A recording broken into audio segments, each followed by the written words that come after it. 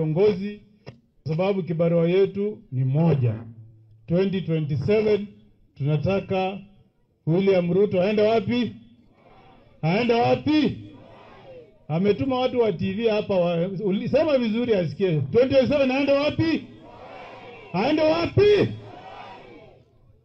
Na Mheshimiwa William Ruto, sisi tunakuambia kwamba tuko na agenda ambayo katiba ya Kenya imekubali. Maneno ya kutuambia ati Moi alifanya miaka 24, tunakukumbusha kwamba 2010 tulileta katiba mpya na sisi tulikupa muhula wa miaka 5 na 2027 kwa sababu umeshindwa kazi, tunakutuma wapi? Tunamtuma wapi? Sisi hatutaki rais ambaye ni mwongo. Kura ndiyo msema kweli sasa.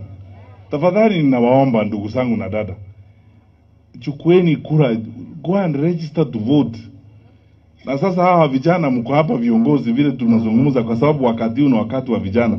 Lazima tutafute namna ya kupangana ili tuchukue kura, ili iwe kwamba tumejisajili kabisa na tunaweza kuwa tayari kupiga kura wakati wa uchaguzi. Sababu tunaweza kuimba hapa